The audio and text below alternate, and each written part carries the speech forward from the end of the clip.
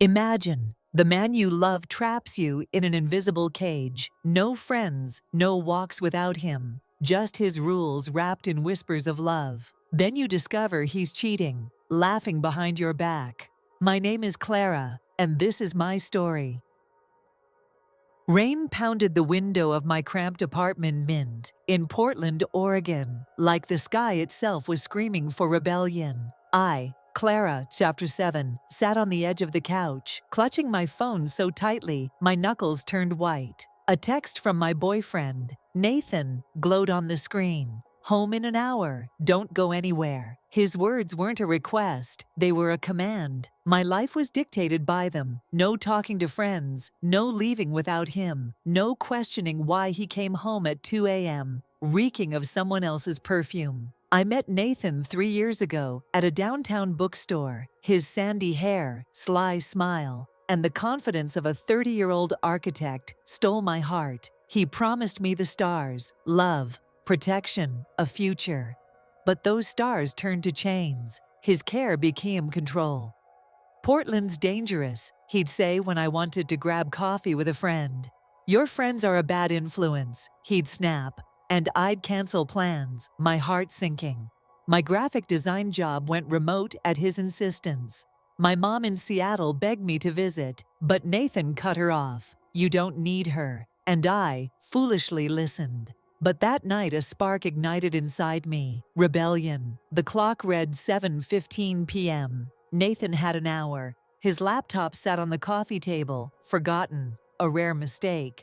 My heart thundered like it wanted to break free. I knew his password. He'd typed it once, not noticing my glance. This is wrong, my mind whispered. But the hunger for truth burned hotter. I opened the laptop, typed Hayes 2020, and held my breath. The screen flared to life. Emails, files, nothing. Then I clicked on his messages. My world collapsed. Lauren, her name seared my eyes. Their chats were a venomous mix of flirtation, jokes, and intimate promises. Miss you already, she wrote yesterday, with a heart emoji. Nathan, can't wait for tomorrow night. Photos, dinners, hotel rooms, his hand on her waist. He wasn't working late. He was living another life, mocking my trust. Fury erupted in me like a volcano. I'd given him everything, my friends, my freedom, my dreams. For this lie, I slammed the laptop shut, my mind racing. Confront him. Nathan could twist my words, make me doubt myself. No, I'd destroy his game with his own weapons. The next morning, he kissed my forehead like I was his prized possession. Stay inside, it's gonna rain. I smiled, hiding the storm within. As soon as his car vanished around the corner, I called Sarah, my college friend. Sarah was fire. She'd always seen the through Nathan. We hadn't spoken in a year, but she answered instantly. Clara, what's wrong? Her voice was my anchor. I need you, I said, and spilled everything. The isolation, the control. Lauren. Sarah cursed. Pack a bag.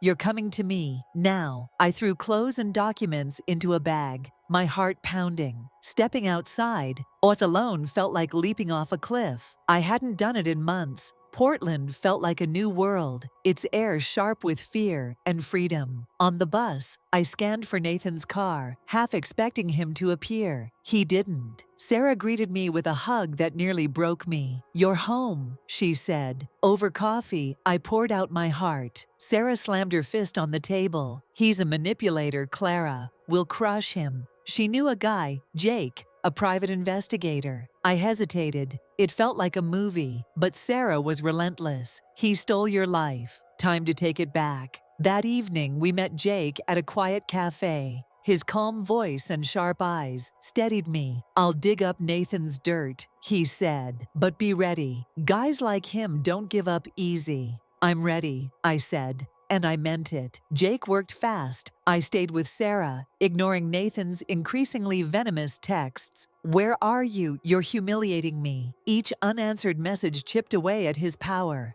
Jake's reports were daggers. Nathan and Lauren, a year of romance, hotels, restaurants, a Seattle trip he'd called work. Worst of all, he'd been siphoning my money from our joint account to fund his double life. I didn't cry. I burned. He thought I was weak, but I was ready to strike. Sarah and I met with a lawyer. Secure your finances, grab your stuff, then act, he advised. He might get aggressive. I remembered Nathan's cold anger, his knack for making me feel worthless. But now I saw him for what he was. On a rainy Friday, Sarah, Jake, and I went to the apartment. Nathan wasn't there, but his shadow lingered. The couch where he lectured me, the kitchen where he criticized my cooking. I packed my clothes, my paints, my dreams. On the counter, I left a note. I know about Lauren. You lose. We were loading Sarah's car when Nathan's SUV screeched into the lot. My stomach dropped. He stormed out, his face a blaze of rage. "What the hell are you doing, Clara?" he roared, closing in. Sarah stepped in front of him like a warrior. "Back off, Nathan." His eyes locked onto me, venomous. "You're leaving me? After everything I gave you?" His words were a poisoned dart, but I was no longer his target.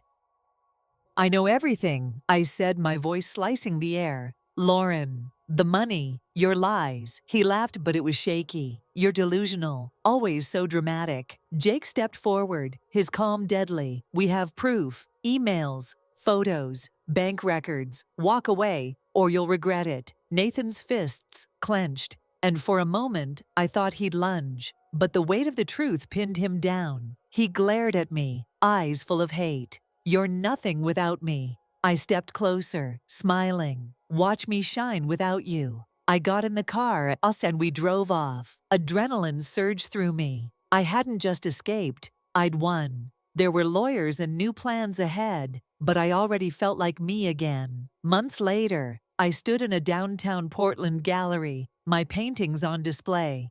Sarah cheered. My mom, flown in from Seattle, beamed with pride.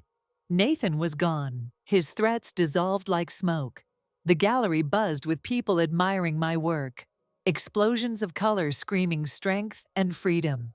I raised a glass of wine, smiling at a stranger who praised my art. The world was mine, and I was ready to conquer it. If my story of breaking free from Nathan's betrayal and reclaiming my life has you fired up, or even shaking your head in disbelief, I hope it stirs something in you. Have you ever had that moment where you chose yourself? Maybe you walked away from a toxic relationship, stood tall against control, or fought for your freedom when the world tried to hold you back. I'd love to hear your story. Share it, and let's keep this fire burning.